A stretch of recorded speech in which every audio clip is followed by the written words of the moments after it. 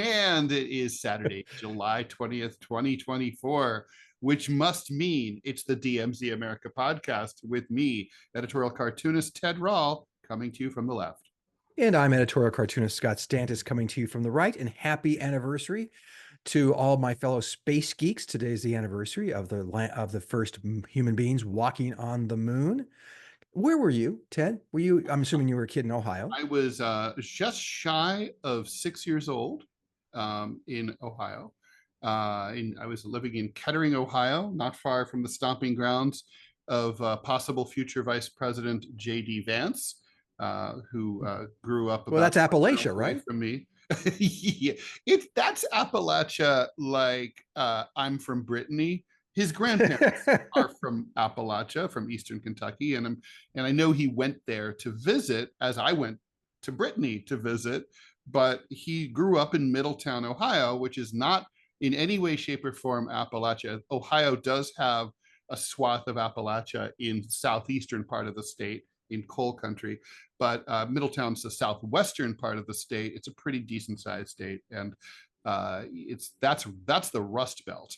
That's steel. That's big steel factories. That is GE. It's things like that. It's not. It's just north of Cincinnati. It's halfway between Cincinnati and Dayton. That's why it's called Middletown. And yeah, it's just and currently now what we like to call a meth-based economy. Yes, totally. Yeah, he has that stuff right, for sure.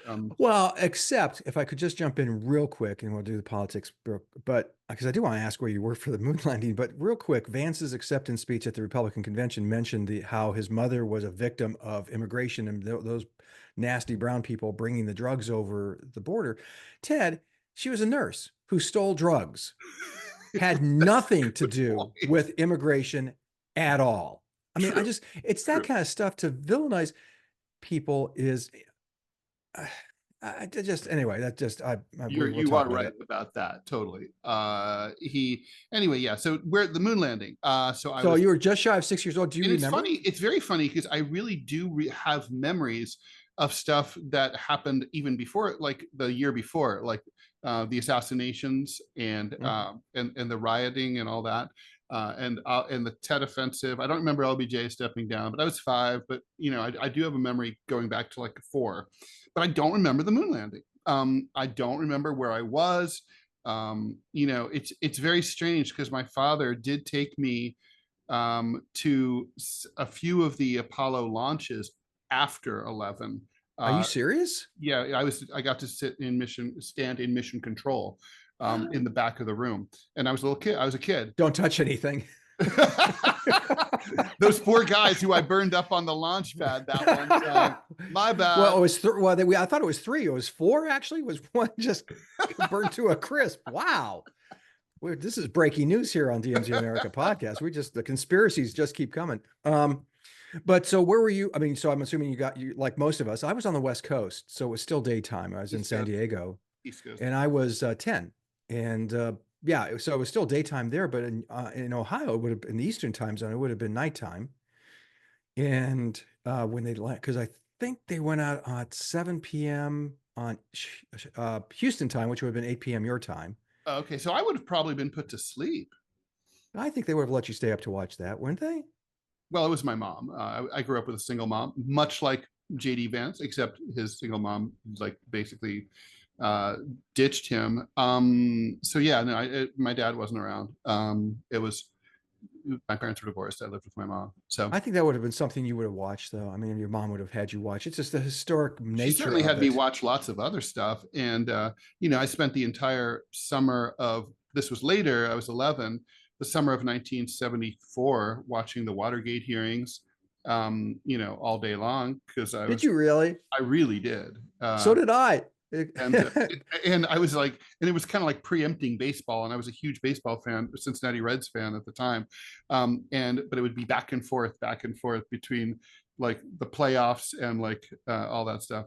So how did you not get put on the strictly adhered to do not date list, which apparently I was put on because I did things like run home to watch the hearings? I was on the do not date list, but fortunately,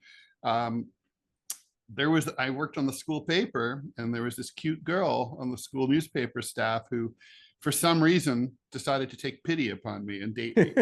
uh, and who was also really, really hot. I mean, it's like everyone's like, wait, she's like the hottest kid girl in the school, and she's dating Ted Rall. Like, what's with that? Nobody understood, least of all me. But it was like, okay. Aw, Yeah. I'm sure you were cute. Yeah, not really. No, I mean, Worthy of a pity date. I mean, come on. Yeah, I was certainly in.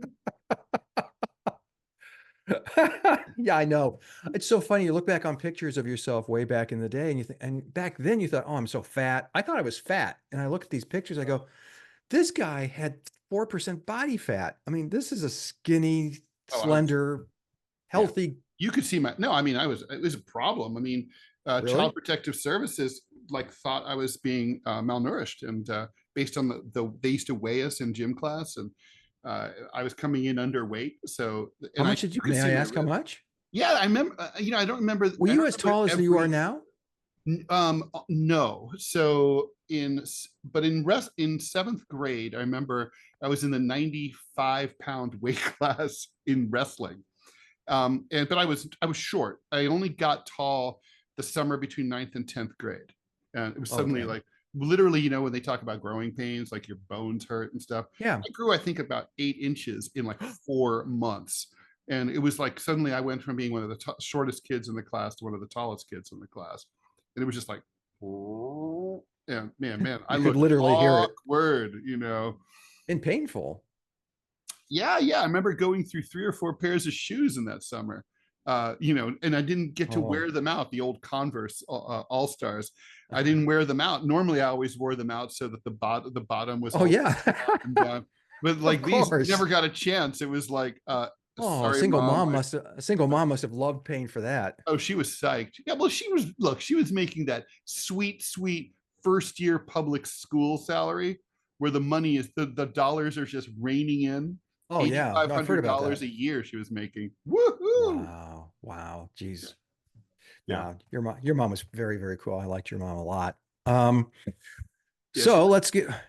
She was. And so, yeah, like I said, I was in San Diego. The moon, I still get chills watching the video because I can remember my family shutting up and being functional for, that period. It was all on a soundstage in Hollywood, that it was all fake. Oh my God. I have a t-shirt, one of my favorite t-shirts of all time. This asshole who was doing a documentary, I'm doing air quotes here, about how the moon landing was fake. And he caught up with Buzz Aldrin. Buzz Aldrin has no fucks to give, right? He walked on the moon. There are literally, as the Onion said, man walks on the fucking moon. Holy fucking shit. Yeah, which was really if I had that's the proper headline. When I was 10, but he cornered Buzz Aldrin, and Buzz starts grilling Buzz Aldrin. Well, what about this and all this other weird conspiracy stuff? Buzz Aldrin turns around and punches him in the face. Good. And Buzz at the time was in his 60s, maybe closing in on 70. And so I have a t-shirt that says Buzz Aldrin still kicks ass. And on the back, really? And the back it says legalize the right to punch the stupid. I'm afraid in a number of instances I'd be a victim of that, but I mean it is. I mean, it is when you think about it, when you consider the distances and the precision that's involved, that's required, and the technology that they had at the time, how difficult. I mean, just think about how hard it is for us, for a country, a nation state today with our current technology to successfully land and operate a rover or a probe into that far, and to have it land on Mars and have it not fuck up or fall over or something. Don't forget, what was it, 6 months ago? We had a lander, 10 months ago, we had a lander on the moon and it tipped over. Yeah, exactly. And so that's 2024. Right. And so when you think about back then, high tech, a lot of data was stored on cassette tapes and reel-to-reels. Yeah. And punch cards. Well, data wasn't stored on punch cards, but the programs were stored on punch cards. It's when you just think how primitive that technology was and what was involved, it's kind of tempting to see why the conspiracy theorists might say we weren't capable of landing on the moon. It was just too hard. You can see why they would think that. Yes, but human beings are clever little monkeys, and we figured it out. I mean, there's so much evidence Also, that we we were killed a lot there. of people getting there too. And well, I mean, as a race, right? Like there was the guys who burned up on the launch pad. There was the Okay, Apollo 13 guys could have died. The didn't. okay, there was the dog, the Soviet dog. There were some monkeys. Oh yeah, don't forget the Soviets. The Soviets had some real ugly stuff that we didn't learn about until much later. Well, we knew because of our intelligence, we knew that there was a launch, and the guy didn't come back. Right. Though he did, and they have. Well, you've heard that the video. You were at the Cosmonaut Museum in Moscow. You know this now. The That's guy right. who burnt up on re-entry. Yeah. Ouch. Yeah. Ouch. That's Oh, not so I good. was. So there were some sacrifices, And don't no forget, doubt. even later, right? We lost 2 space shuttles. I mean, Oh this my shit God. is dangerous. Both of those were hubris. Both of those, don't get me started. That's my hatred of government. That's what we were talking about just before we started recording this, folks, about the cheapness. Don't cheap out. That we're talking about the Microsoft glitch that downed America, the world yesterday. Don't cheap out on this because, I mean, but okay, explain to me the space shuttle that burnt up on reentry. They launch, they see a piece of foam the size of a car Hmm. hit the wing Hmm. at 500 miles an hour. Hmm.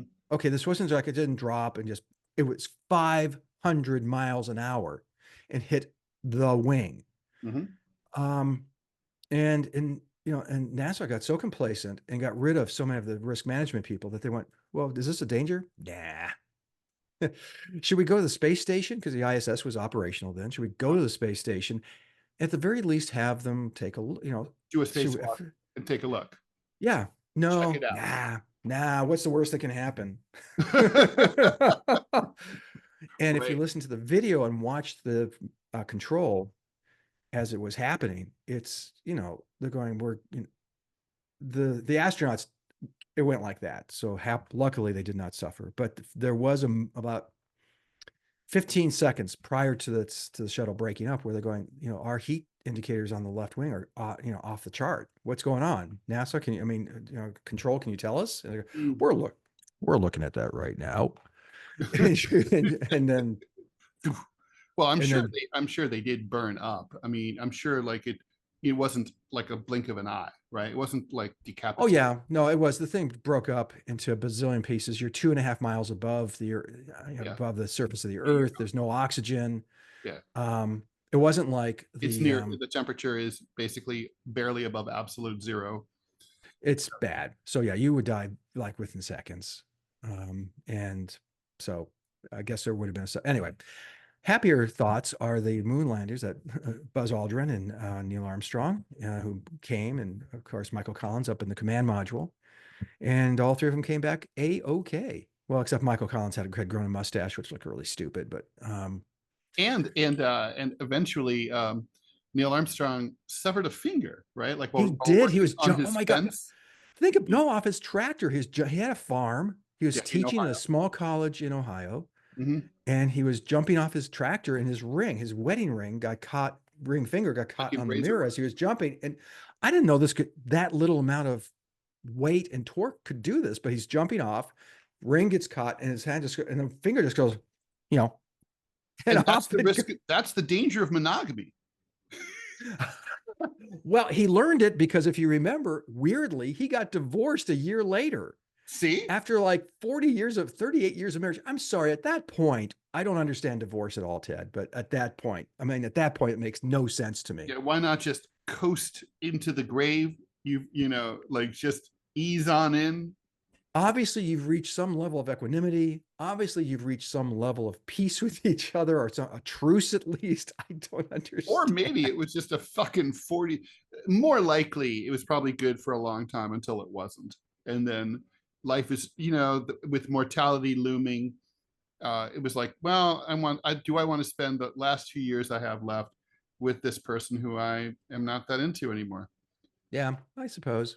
But, he was a very when Neil Armstrong came back to Earth, he had a very quiet life, very quiet. Yeah, He'd show up occasionally to NASA things for sure. anniversary things, but for the most part, you couldn't get interviews with him. You couldn't talk to him. He was just happy teaching this course. Yeah, I think I living don't in the remember if small he was town. at Xavier or University of Cincinnati, one of No, it those. was Xavier. Might have been Xavier. Xavier, I thought Catholic. it was no, it wasn't Xavier. And I don't think it was University of Cincinnati either. But anyway, I guess we could look it up, but that would mean, Yes, it doesn't really doing the actual matter. work. And we've been lollygagging long enough, my friend. We have two things to talk about here on the DMZ America podcast, which they are related because they're both political. First and foremost, of course, was the Republican convention ended on Thursday night with a 90-minute plus speech by Donald Trump. So boring, even a geek like Scott could not watch all of it. I was just like, So boring that even a geek like Ted could not watch all of it. oh, and if you watch the But audience, he lost the audience. in that sense, though, most people really only watch the beginning. Yes, of Like course. this. It's much like the debate. If Biden had come out strong in the first Yes. 10 minutes of the debate, people would have tuned away, and he wouldn't be in crisis now. People were watching the beginning of Trump's speech. The beginning was great. He did a great job, I and thought it was a little maudlin, didn't went you? off the rails later. Yeah, I thought the talking about the assassination attempt and all that. I mean, I understand, and he's a showman, and he did a good job on that. What's that? Consummate. I mean, I think, and so but he was. I'll tell you what I always find dumb as shit in a really American way is that God was looking out for me thing. It's like, I tell you what, so if God's plan is, Ted, do a rally, give a talk, and God's plan is, I'm going to shoot off your ear and kill a firefighter and almost kill 2 more people. Tell you what, God, I'm good. I don't need your plan. How about my plan is I don't give the speech, or I give the speech and nobody shoots my ear off, and the firefighter gets to go home to his wife and kids. How about that? How about that plan? Like, that's not a great plan. It's like the people who are like, oh, God saved. I lost everything in the tornado, but God was looking out for me. No, God took away all your shit. So I mean, it's so dumb. It's unbelievable. It's like, it's just a random occurrence. I mean, a dude was shooting at him. He was far enough away not to have great aim. The end. You moved at the last second. That's what happened. That's why you're still alive. well, but don't forget who his And the firefighter and the 2 other people just happened to be in the wrong place at the wrong time. That's all. don't forget who his base is, though, and that's the evangelicals who feel, and they're Calvinist in their theology in many ways, that God is, everything on earth is directed by God, which I do not believe as a Catholic.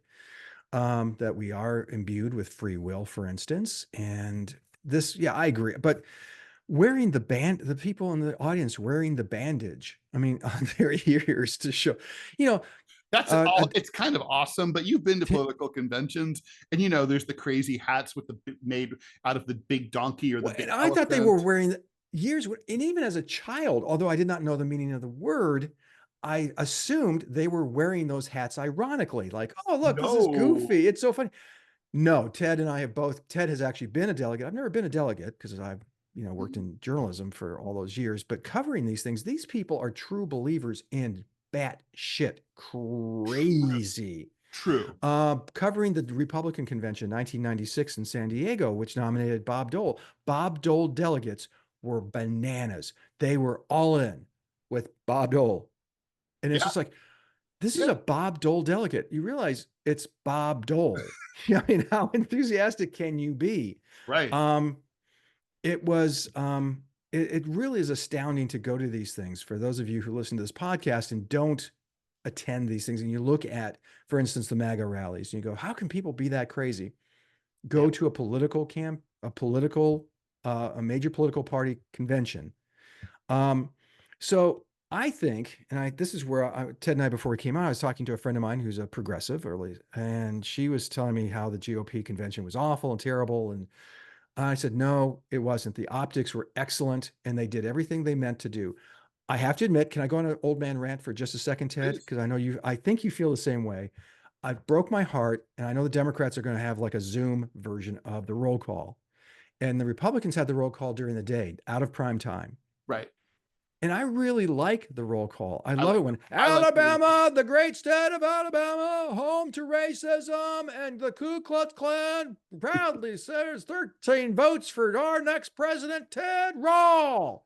In the place, I love that shit. I I love like it. it And too. I like it. but they got rid of it. And so that kind of broke my heart. But I understand it because the networks only gave them a finite amount of time out for primetime Yeah. coverage of the conventions.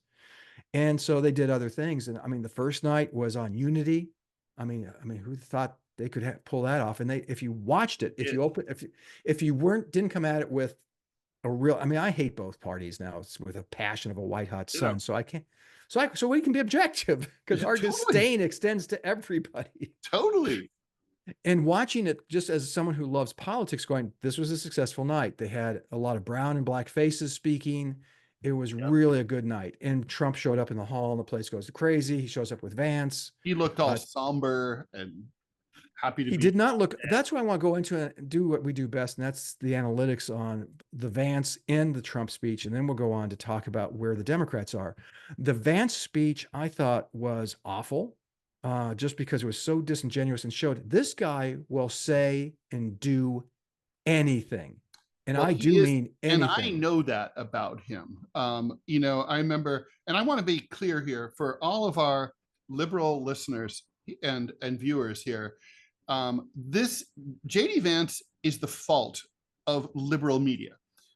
If it wasn't for NPR and the New York Times, he would be a nobody. They made him somebody because his book came out during the first Trump campaign, 2016, and it was touted by liberal media like, if you're wondering where this comes from, you have to read this book. Hillbilly Elegy will explain why middle America is so angry and why they're going right-wing populist for Trump. And he was supposed to be like the oracle, the person who could explain flyover country to the NPR, tote bag crowd. And and the thing is, they made him, and then he pretended, he posited himself as sort of a centrist, moderate, might be a little Democratic, might be a little Republican, kind of like a Colin Powell politically. Who really knows? Wise man, not that political, Eisenhower.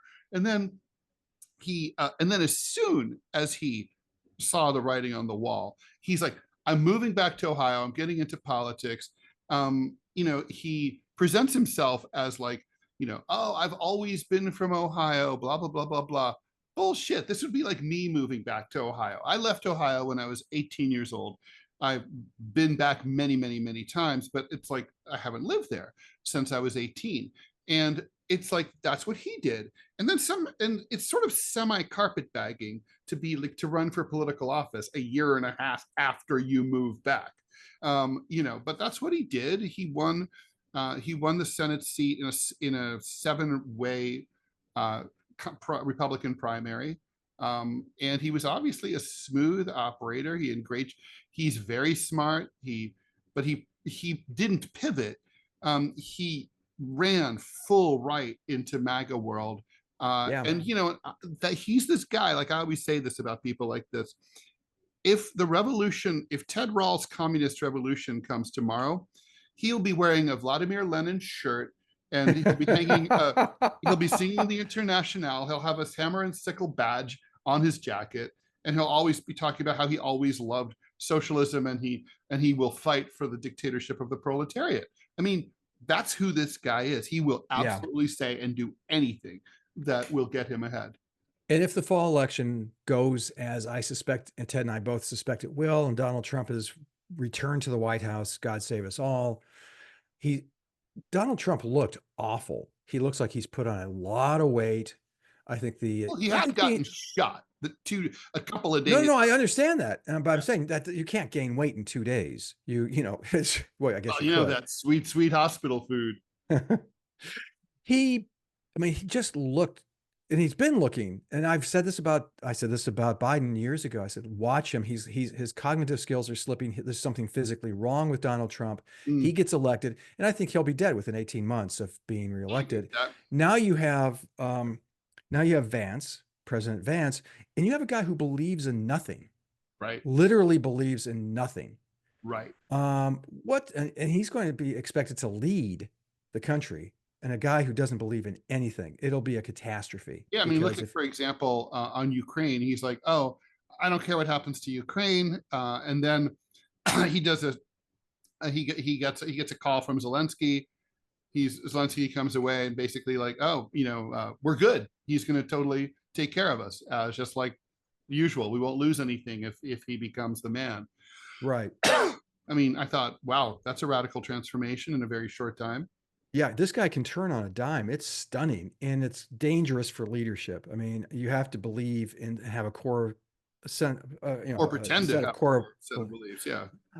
I think the good leaders do. The ones who don't aren't. I think Bill Clinton is a good example of someone who never had true core beliefs other than he wanted to be president. That was his core Right. belief. Obama. Obama's the same way. And I mean, both those presidencies were really mediocre. They weren't catastrophes, but they could have been so much more, especially Obama's. Um, so going through the nights, the family, the Trump, I mean, the Trump family speaks, and in fact, his daughter-in-law was shockingly eloquent, I thought, and very, very good speech. Um, I know I get so much hell, Ted, from the The left. Kimberly Guilfoyle stuff, though. Woo. Oh, well, she's nuts. She a little cray cray, Yeah. just as my people say. Yeah. Um, so then Thursday night we have the speech by Donald Trump, and you're right. People tuned in to see him, see how he looked. I mean, he walked over to. They had the firefighter gear from the firefighter who Mm. was killed at the rally, and he walks over to it and pats it on the shoulder, and it was a good moment. But he walks over there, and then he walks back to the microphone. Ted, it's 10 steps if it's one, and that's it. And he's out of breath. I'm going, oh, he's in really bad shape. He's not just in bad shape, he's in very bad shape physically. And so I think he'll come out of this convention, and I've said this on your radio show, I think he'll come out with a 10 to 12 point lead over Joe Biden. I mean, there are some early polling that shows that he's gotten a post-convention bump of about 3 points, but He was up by 6. Things haven't sorted themselves out. Yes, that would Yeah, make wait till next week, because he was on message. He showed some discipline until he went off message, but no one was watching. And he cleverly excised all the really extremist shit that you normally see at an RNC. I mean, think about, like, there were no Pat Buchanan moments, right? No cultural No, war thing. I mean, the most extreme, that there were like 2 references that I counted to, like, the Democratic Party can't admit that there's only two sexes, but there was no gay bashing. There was no mention about pro-life stuff. They were like, we're just returning this to. oh, they just totally ignored that. They sanitized their message. They definitely talked about the immigration stuff. They got rid of a lot of the sort of Fox News jargon that you hear, like the deep state and stuff like that. They didn't talk much like that. The word lawfare didn't come up. They described it, but they didn't use those terms. So look, Trump's coming out giving that speech in front of that Elvis like sign that said Trump. Oh my God, that was Brilliant. so weird, but it Brilliant. works. And look who introduces him. He has Hulk Hogan, Kid Rock, the president of the Ultimate Fighting Congress, or whatever the hell it's called. And all the you called it the tote bag crowd was aghast. What is that? That's not statesman. I mean, but that's entertainment, man. That's entertainment, exactly. And so then Trump comes out with the Elvis live from Hawaii. It was a good, solid moment, and I just I did a cartoon based on the Democrat response to that, which is I have like 3 really blue collar guys with the vests, the day glow vests on, and their hard hats, and on the hard hats, one guy says, Kid Rock, or it says, hey, UFC, and the other one says WWE, and there's a very guy with a donkey and a salmon colored blazer with a white wine saying, is everyone excited about the opening season for the new professional cricket league? They don't get it. And that's where, I mean, nothing has shown the end of the Democratic Party as in the old New Deal coalition has ended. And like like the convention did for Republicans. The dynamics and the structure of politics in this country is forever changed. And, George Wallace, if he were running today, would be a Republican, as his Right. son is here, George Wallace Jr. Um, it's this has been a sea change that we haven't seen in this country since the 1930s, No, I when the agree with you. This is a realignment, a radical realignment, which I think we should explain what those are, right? But yeah, like sort of what it basically means is that the shorthand of the way that parties are identified changes. It shifts in a realignment. So, like when I was a kid, my mom explained the two parties as follows: the Democrats are the party of the average Joe Sixpack, Jane Sixpack, working class, and the poor, and the Republicans, as she explained it to me in the '70s, were the party of big business and the wealthy, and that was certainly true at that time. And it has changed and changed and changed, and you can't say that now. I mean, Democrats starting in the '90s started to go after the corporate donations and the alliances with the wealthy, particularly the nouveau riche, like big tech and Hollywood and those kind of companies. And Bernie Sanders has written some pretty eloquent critiques of that. But anyway, they went for the big donors. So as a consequence, the educational attainment and the average income of an average Democratic voter is now higher than that of an average Republican voter. That was not the way it used to be. yeah, yeah. The Democrats are now the party of more educated coastal elites. Oh, that's what I just wrote down. And the left behind, and Republicans are now the party of small business more, and sort of less educated, but not uneducated by any means, more working class, Yeah, and union workers, and such as they are, right? I mean, it's a dramatic, and the nature of the politics of these parties has shifted. I mean, even though Democrats, for example, always had a certain quiet love for war, as we saw for Vietnam and with LBJ, but they were considered like more skeptical of foreign adventurism than Republicans. Republicans, I think, epitomized by Bush and Cheney, were the party of aggressive militarism. Now I would say that that's a radical change. Trumpism is more skeptical of foreign adventure, of militarism. Democrats are more aggressive. It's not like, yeah, and it's just like it's weird. I'm trying to think what other realignments have we seen. I mean, well, populism is yeah. now belongs to the Republicans Yes, completely. it used to be a Democrat thing. Now it's a Republican thing. Mm-hmm. Bernie Sanders was the last hurrah of Democratic populism. Yeah, which is, I mean, so what the hell are they, if you think about it? I mean, are they a statist, the Democrats? Are they I mean, because the Republicans remain still loyal to their part of their base, which is the wealthy. They're going to, I mean, part of the Republican platform still calls for more tax cuts for the wealthy. Right. Um, That's a contradiction, right? I mean, it's a contradiction if you think that, like Thomas Frank, what's the matter with Kansas, that voters can or do or should vote along with their parochial socioeconomic self-interest. I don't think they do. mm, People think they do or they should. And the argument I always make, like, well, why are poor people voting for rich people to save more on their taxes? I'm like, well, the same reason that rich Democrats vote for themselves to pay higher taxes, right? They want to, it's against their own interests, right? It's their values. Republicans are voting because they think that they have been convinced that trickle-down economics is real, that entrepreneurs need more capital to invest, and that's what drives job creation and all that. And liberals don't believe that at all, and so they vote against their own parochial self-interest. They just don't. And so but there are major contradictions in the current alignment. I mean, maybe more so than in the past. There always were, but there are. And I think that's part of what the underlying crisis is. Neither of these parties really makes a lot of sense. When you ask, what are the Democrats? It's like, well, what? Yeah, I don't know the answer to that.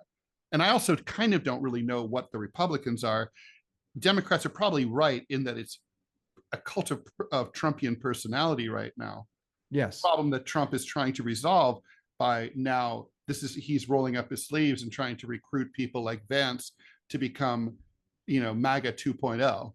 Well, and just look at his appointments to the Supreme Court. He picked young people, relatively young people, to be his nominees because they're going to be on the court for 30 years. Yeah. And he knows this. So all the people who are like, he's stupid. He's not thinking about. He's not stupid. He's not thinking as a statesman. He's now positioning himself to have a Trump legacy. Correct. Which I find astounding because, again, that seems to run contrary to what you think of this guy, because he's the here now, right? He's the let's have sex with the porn star now. Damn the repercussions or the consequences. Now. Yeah. And so when he was thinking about Stormy Daniels, that was what 2010 or something like that. So that's a long time ago. You're a different person when you're 78 than when you were 62, Right. So the recklessness may go aside. I think the assassination attempt seems to have had some changes on him. He still says stupid, weird stuff. But that's so now going forward, now we have the Democrats, such as they are. Indeed. And I would let me just state where my thinking is today, Ted, because it changes. It's been, but the 48 hours, 12 hours prior to now, the 48 hours of that, I thought, okay, he's leaving. They're setting the table. They're opening the door. They're warming up the band for his exit music. But the comments from him now, as he recovers from COVID, is that he's not going anywhere. Ted, it gives me hope that sticking to my premonition, that he will not step down and he will be the nominee. The Democratic Party did something interesting, which got very little coverage, which they did delay by a week, the virtual roll call. That tells you something, that people in the Democratic Party are going, this isn't just some bullshittery. This isn't just piling on. This isn't some media frenzy. This guy's in trouble. This guy, they found us out. Now, I also think that after this election, there has to be some kind of hearings to look into who covered this up, because Ted, you've said it better than anyone I know.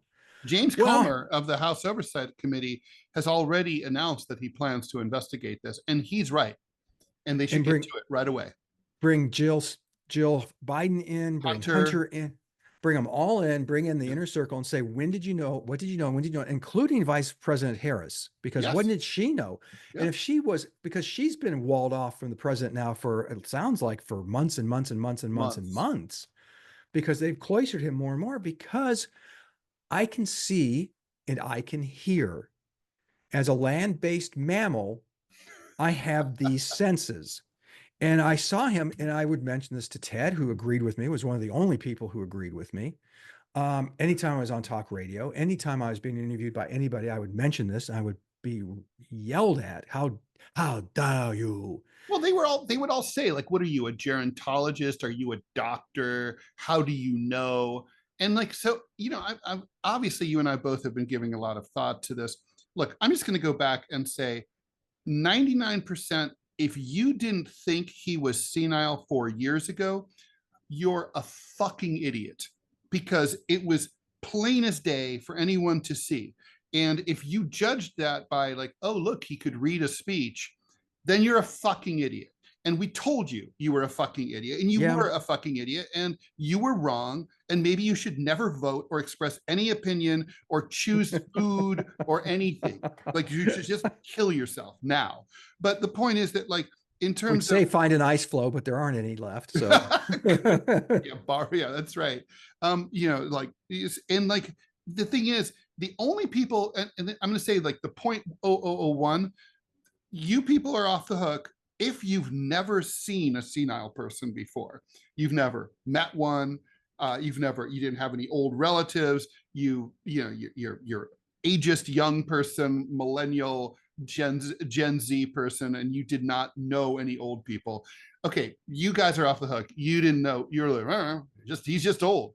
Okay, you people, no problem. But the rest of you are fools. I mean, and like, it was just like I think, you know what I really think, Scott? I think most people don't really ever watch the news. I don't think most people watch Biden give a press conference. I don't think they watched him. I don't think they're observant. I don't think most people really pay attention to politics at all. And I think that they literally were expressing opinions based on shit that they were just sort of experiencing in some kind of tangential, peripheral way, the way that I always bring up this analogy, the way I experience sports. Like, I don't watch sports, I don't read about sports. It's not like I hate it, but just by living in the world, I may hear people say, like, who's playing, and oh, the so-and-so are playing this weekend, or big game tonight, or there's a big boxing match tonight, and I'll hear about it, right? But like, or you'll hear, oh, the Tour de France is this week, but it's like, but I'm not paying attention, right? So I wouldn't be able to say, like, oh, you could totally tell that cyclist was juicing, right? I don't know. I think that's how most Americans experience politics. They're not really paying attention the way. And then, unlike sports, like if I walked into a sports bar and started making shit up about this team or that player or whatever, people would be like, shut the fuck up. You don't know what you're talking about. And they'd be right. But in politics, you're allowed to not pay attention and not read, like, diligently, and be a informed citizen, which is your choice.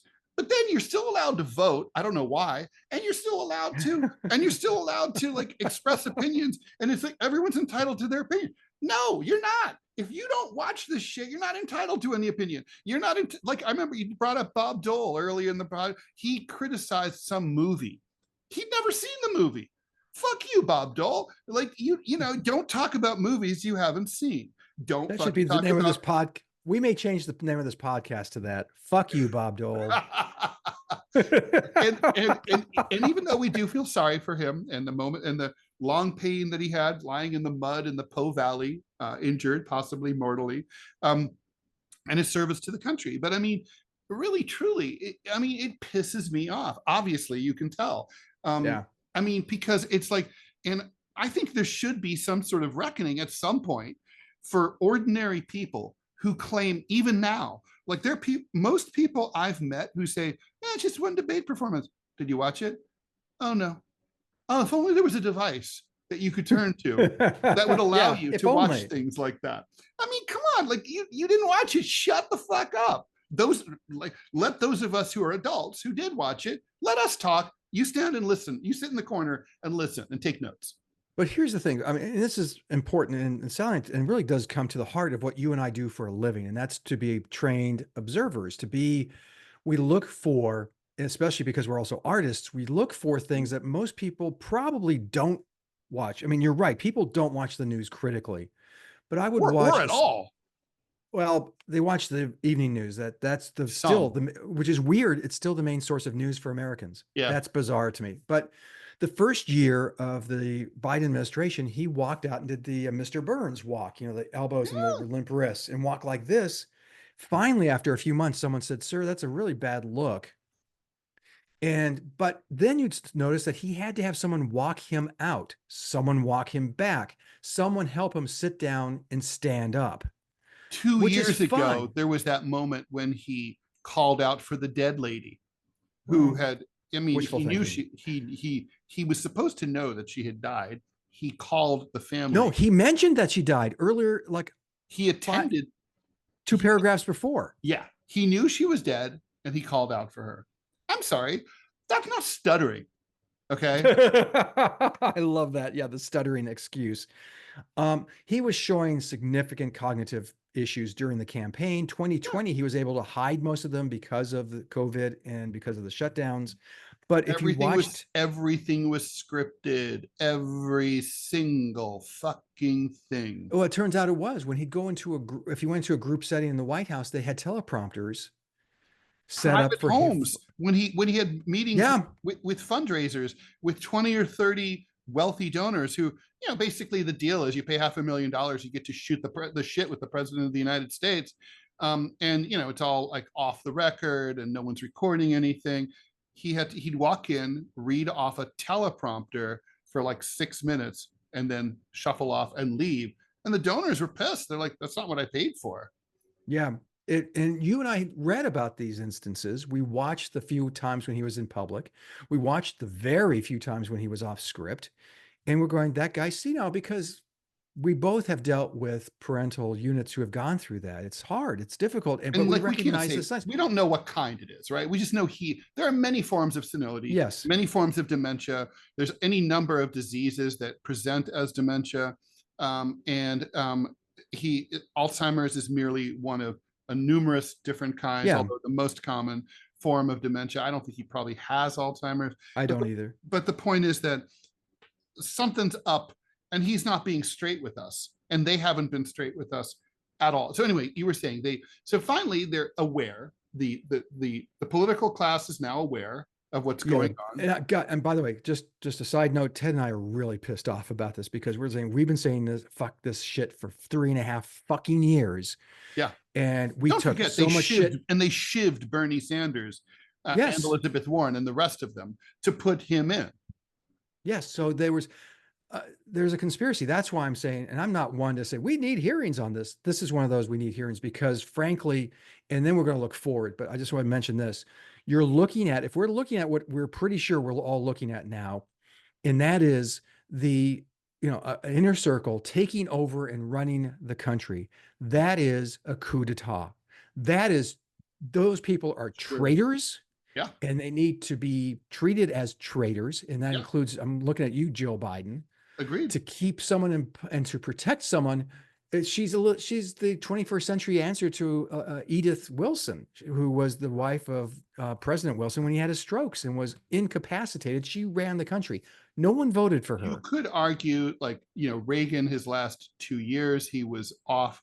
But, this isn't something that, like we said, this was from the start. This is the entire administration. This isn't like the president comes in, and this would, by the way, it would be inexcusable as far as I'm concerned if the president suffered some kind of cognitive setback a week before the end of his term and he's leaving office and they don't tell us. They have to tell us. But this isn't like that. I mean, you could say, well, it's a rounding error. Let's just fucking finish this out. But that's not true here. I mean, this is the entire time. Right. And this is traitorism. So let's look forward to the coming weeks, Ted. You are still of a mind that President Biden will step down as the candidate. I think he has to step down because there's credible reports, not denied, that Nancy Pelosi, Obama, Hakeem Jeffries, Charles Schumer, all the big people, these are really the people who make the men and women who make the decision. And they have all told people off the record that and they've told Biden personally that he's going to lose. They prefer that he step aside. And he's got it. I think at this point, we're only talking of, they're currently negotiating how to do it. How will there be an announcement? Does he get to finish his term? What becomes the role of Vice President Harris? Does he endorse Harris? I think it's he's leaving. He's negotiating his post-nup at this point. And maybe that's what I'm hearing, and because I predicted, and I'm going to adhere to it, that he's going to be the nominee. I mean, the clock's running out. The Dems won't have a choice. And I was thinking, Scott, we talked about the 25th Amendment. Yeah. That's not really a viable option here. And I realized why. Because he remained, if Harris and 11 cabinet members decide to vote to remove him as president, he remains president. He's just not acting president. Harris becomes acting president, but it doesn't solve anything because he's still on the fucking ballot. Yeah. And he's still the Democratic nominee. I mean, look, if he fell into a Terry Schiavo coma, right now, or like, he's Christopher Walken in The Dead Zone, 5.5 years gone. Maybe he comes back with super like cognitive powers. He, there's literally no way to address this. He's on the ballot. He's the president. He could be reelected as a vegetable. It's like, that's literally true. The 25th doesn't address this if the fucker refuses to leave.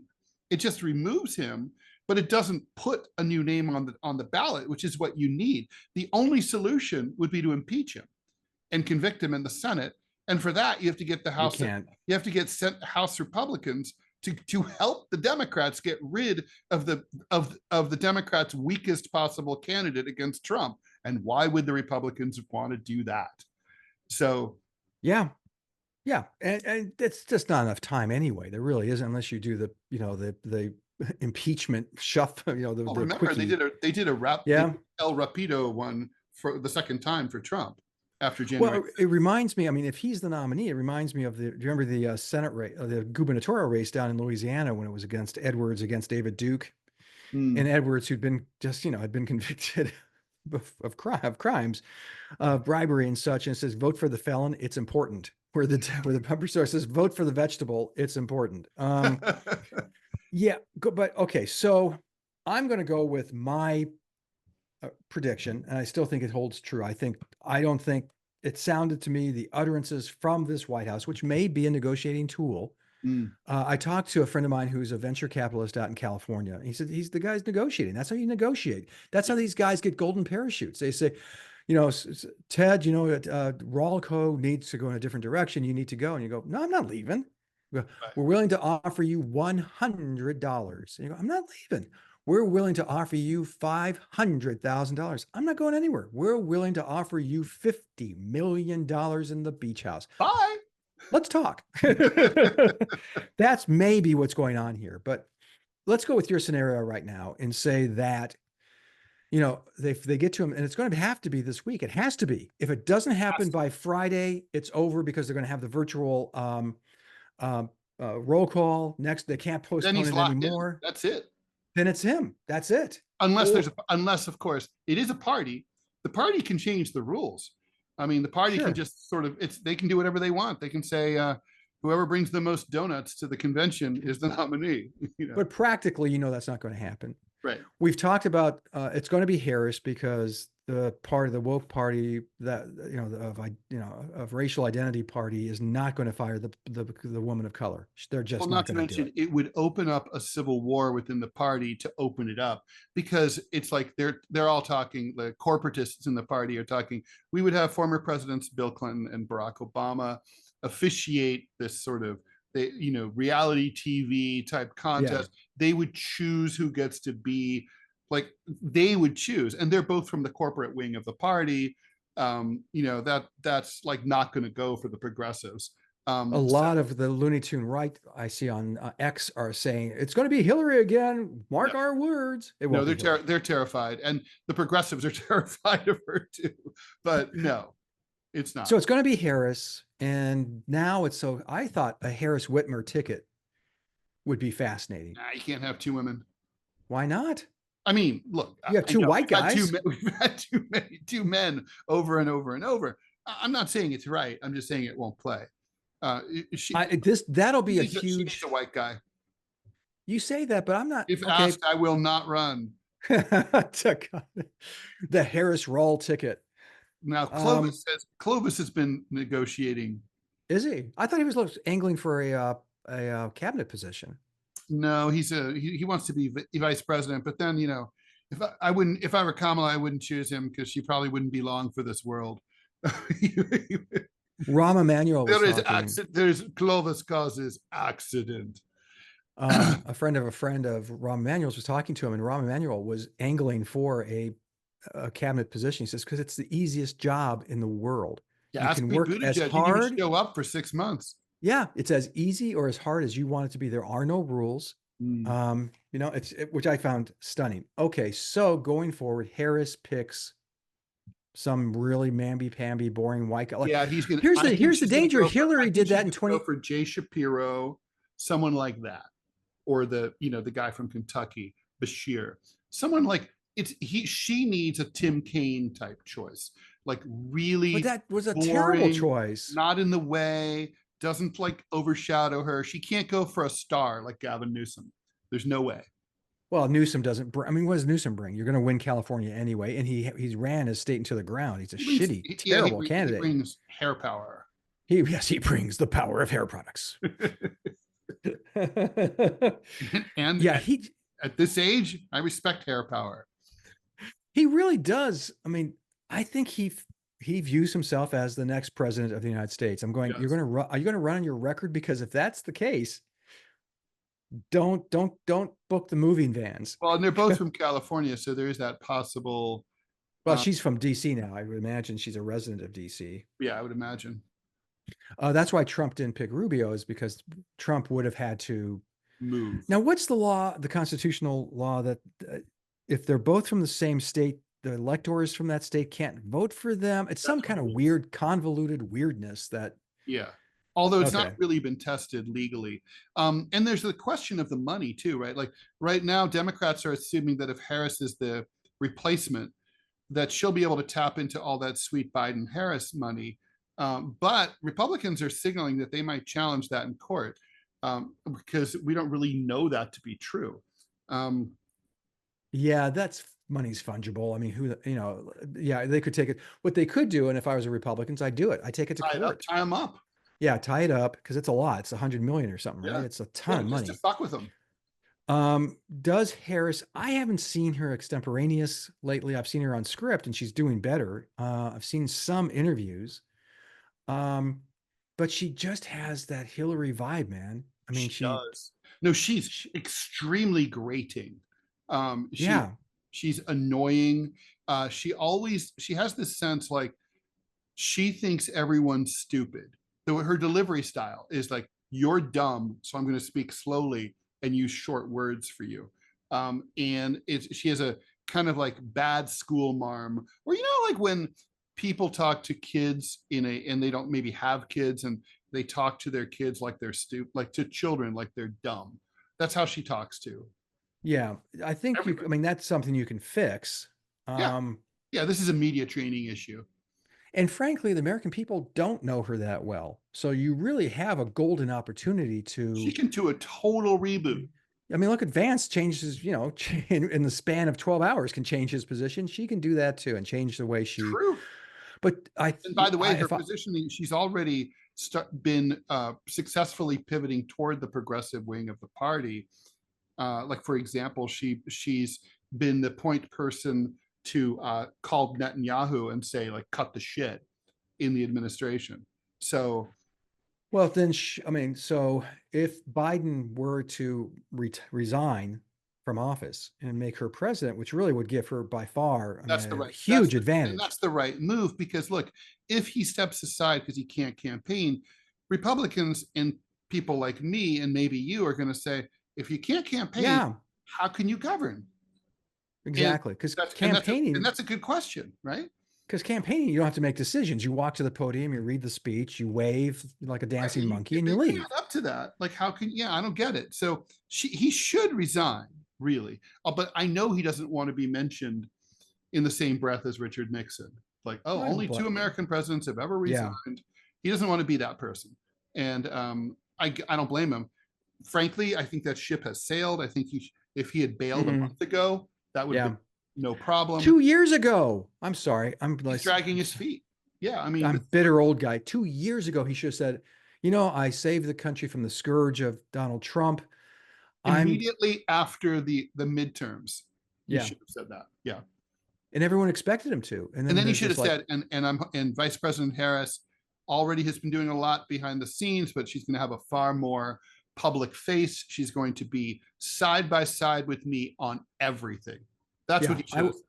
And I would have pictures every day coming from the White House of Harris in the Oval Office, talking to President Biden, talking to the Joint Chiefs. Side.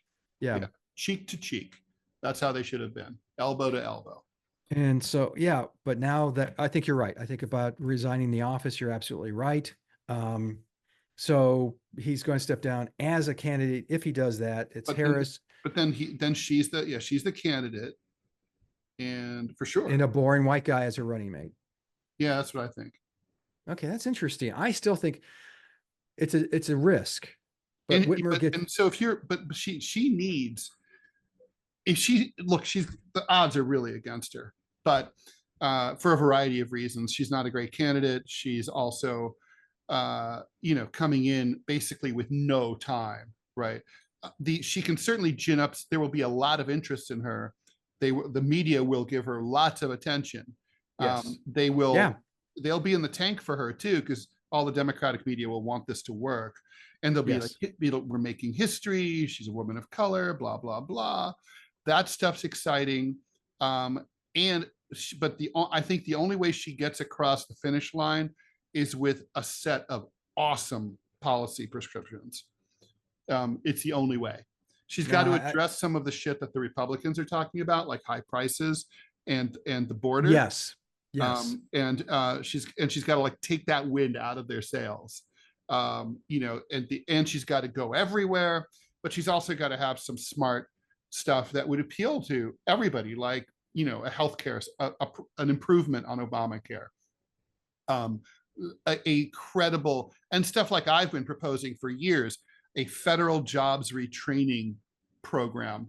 So, not if you're 64 and you get fired from a job, but like if you're 50 and you lose your job in flyover country, you can go to trade school or college, and it's all subsidized by the federal government in order to help you retool for a new industry.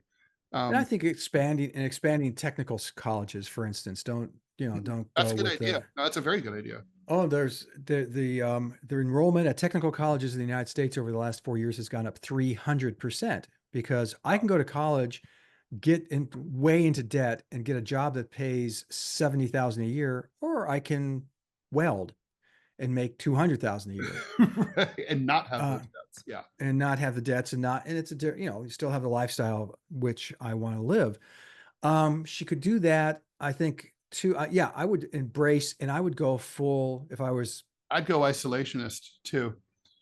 Yeah, you can't do that. That's where the public is. I'm an isolationist. The voters are isolationists. I am. So I'm like I'm an old line Republican isolationist. I would have been one of the Republicans on December 6th. Pull out of Ukraine, pull out of Israel, pull out. On December 6th, 1941, I would have been giving a speech saying America should stay out of the Pacific and Atlantic wars. They're just a drain. We have plenty of resources to be Fortress America. I would have been the same. I don't think any of this shit is our business. And do you want to, here's how you couch it. Do you want to put your child on the altar of this war? Sacrifice your child? And why are American citizens who are addicted to opioids unable to go to rehab because they can't afford it? People who are like, I'm ready for rehab. I want to get better, but I don't have the money to do that. And then meanwhile, we're sending billions of dollars to corrupt regimes like Zelensky's. Yeah. Well, they can't have, elections there, Ted. But they're still a democracy. Just because they don't have elections doesn't mean they're not a democracy. It's a very special kind of democracy, a kind without elections. So, okay, parties. Coming out of the Democratic convention, you have Harris for president, Plato, some kind of dull Plato beige candidate, running mate. Yeah. Does she have a chance? Anyone has a chance. It seems volatile. Yeah, she has a chance. Here's why she has a chance. She has a chance because 45% of Americans will vote for a Democrat if it's a rutabaga, and 45% of Americans will vote for a Republican if it's a rutabaga. And so what you need to do is convince those people in the middle that you're less bad than the other person. Right. It's not impossible. She can do that. Or let me put it this way: a person can do that. I don't know if she can do it, but if Trump's cognitive abilities continue to slide, that becomes the issue now. All of a sudden, that white hot spotlight. Imagine if somehow Bernie Sanders were vice president right now, and he was stepping forward. But let's just say he was 6 years younger, right? Who doubts that he would win? What if he's the candidate, the presidential candidate? 2016 Bernie was currently the stepped in right now as the Democratic nominee. Oh, I don't think he'd win. I think that they would paint him as a destroy Trump. I don't think so, but we're never going to know. But the point is, I think the reason I bring that up is to say there are people who could do this. So the question is, is she that person? Actually, I think the person who could do it is Secretary Buttigieg, who has done a very good job as Secretary of Treasury. He really has. Transportation.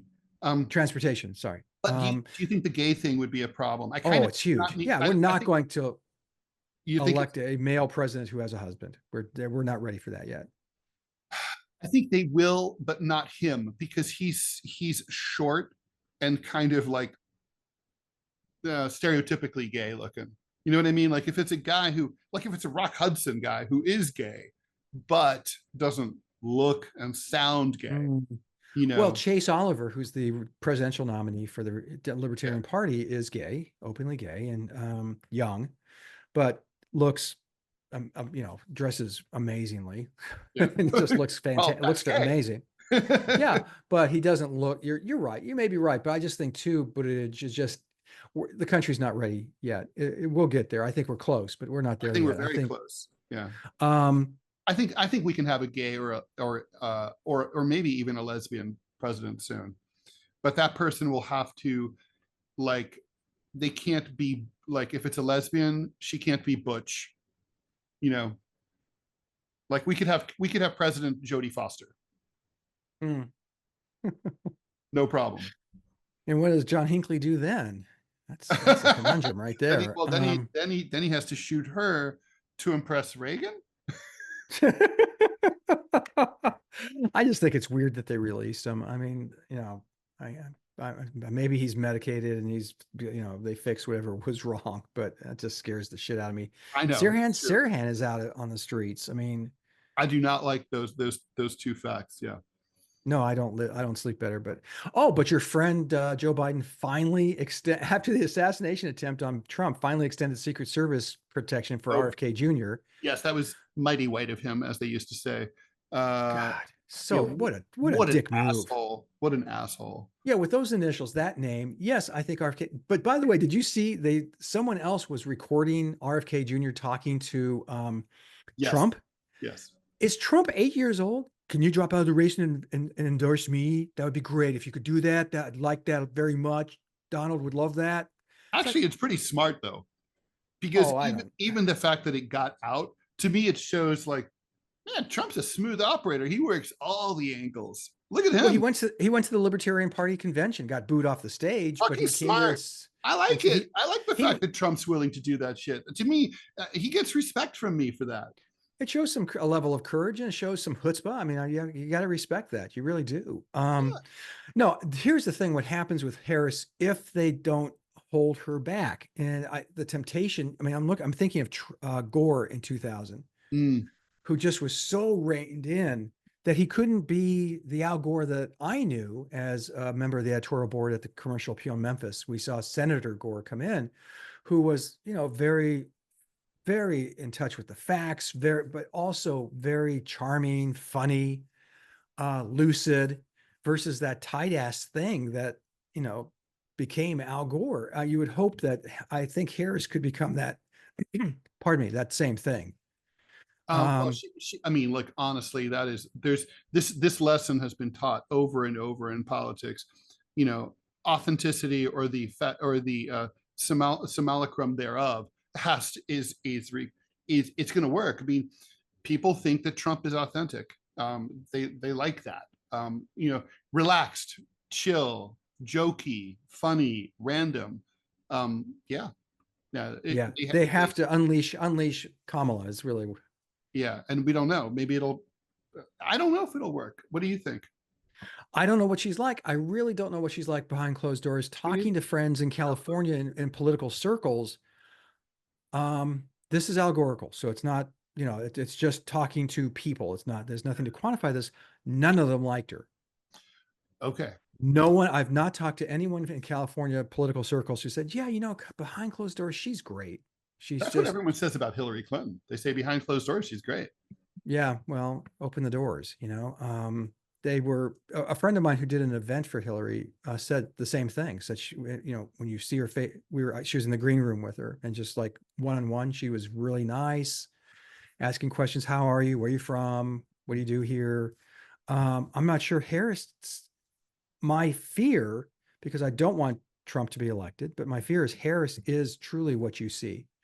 Going back to the top of our conversation here, talking about Biden, is she what you see? If she is, she's going to get her ass handed to her. Agreed. Yeah, or it's that simple. If there is no there, if she really is just an unpleasant human being who does not care about other human beings, can't win, cannot win, and that's I'm afraid that's where we are. The other thing this is a cartoonist slash artist complaint, is that I really thought the Joe logo was good. I'm sorry to see that go. The E in the name Biden with the E as the flag, the three stripes. I thought, God, that's good. That's just solid, simple, identifiable. And I'm looking at Harris and there's no place to put it. So Well, Biden has, obviously Joe has an E and Biden has an E, but there's no E in Harris. Interesting. And first of all, I wouldn't be surprised if, like Hillary, she goes by her first name on her campaign material. I don't think Harris so. is a really boring white guy's name. That's why you go with it. Kamala, you didn't see Obama go with Barack. No, but you had the O logo. But the thing is, they're going to want Kamala to be. Everyone calls her Kamala, right? I mean, that's what they call her. I mean, it's simple. I think is the way to go. I mean, it depends a lot on her running mate too. And I think you have to have. I mean, again, folks. I mean, I know you may be thinking we're away from policy, but this stuff matters too to us, because Hillary's logo was very controversial. It helped turn off the progressive base of the Democratic Party because it had a red arrow embedded in the H, and the red arrow was pointing right. And the implication was, from the red and the arrow pointing right, was I'm a right winger, I'm a conservative.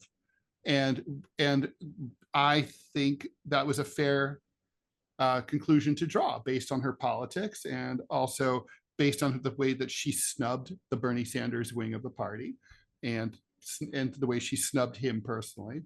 It was kind of just like another fuck you to the progressives. Yeah, I remember that controversy. It was an okay logo. I didn't understand it, quite frankly. Like you said, it pointed to the right, which is like I'm the sure Democrat. she would have said, "Oh, the designer was like, oh, we're moving forward with Hillary." Oh, well, it pointed to the rest of the letters is what it was doing. The ILLARY. So it made sense to point that way. But just and then remember, we went through that whole series of everybody having their logos. Yes. Yeah, like and Obama that really had a logo that looked like it was for like an organic farm. Yes. Yeah. No. And then Romney's was this weird looking, I think it was supposed to be an R, but it just looked like 3 dead worms. It was terrible. But everybody started to have their own logos. It was pretty bad. Yeah. Remember and Bush had a logo, right? He had the W with the flag embedded in it. The flag is like sort of one of the sides of the W is like the flagpole for the W. Oh yeah. Well, W was, they just had the square stickers. Yes. Yes. W, the president, is what it's okay. Yeah. I mean, but it sort of worked. Yeah, but it's good. This coming week is going to, this is everything. This is the election coming up. Agreed. All right. Well, with that, let's keep watching. And as soon as anything happens, we'll bring it to you here. We'll pod for you, people. We'll pod like a motherfucker. That's us. That's the new name for it's still DMZ America Podcast. So, Ted, before we go, where can we see all things Tedian? Please go to rall.com, RALL.com. You can also check out whowhatwhy.org on weekends in particular, but it's a good website all week long. Also, check out Center Clip, which is an app which Scott and I are both on, doing 30-second to 5-minute little micro podcasts. And you can also go to gocomics.com/Ted Rall. Sadly, no more comments over there because they're stupid. Scott, Yes. where can we see all things? Oh, and before I forget, please purchase my new old book, my old new book, 2024 Revisited graphic novel. Buy it. Color, drawings. Color. Okay, Scott, where can we find all things Scottian? You can go to gocomics.com/Scott Stantis, see my editorial cartoons, no comments. You can go to gocomics.com/Prickly City to see my political comic strip, which weirdly you can comment on. You can go to the Chicago Tribune or chicagotribune.com/opinion, see my editorial cartoons. You can go to Dallas News, the news site for the Dallas Morning News, and go to their opinion section, see the work I draw for them. And now you can go to the Smirkonish. Yes, Michael Smirkonish, the host of the Saturday morning show on CNN, also a show on Sirius XM. I'm in his newsletter and posted to his website, smirkonish.com. And by the way, you didn't mention this, but Ted has a daily radio show. You can watch it on Rumble, or you can listen to it in DC, or you can stream it. It's an excellent radio show, and you really should listen to it because, well, Ted's really smart, I think. And so that's about it. Oh, yeah. And you already mentioned Center Clip, and I'm trying to think if there's anything else. I think that covers it, man. We did it all. All right. Thank you, everyone, for listening, and see you either next week or sooner if and when the Republic collapses. Why don't we just say late next week, because it's going to happen. So whatever's going to happen is going to happen late this coming week. Tomorrow, man. I don't think so. They're still making rumbles, and he's up in Delaware. He's going to do it from the White House. If you hear that the president has gone from his home in Delaware back to the White House Sunday, yeah, then it's on. Then it's on like Donkey Kong. Yeah, then it's over. So keep an eye out for that. And well, until then, peace. Arrivederci. Au revoir. Yeah.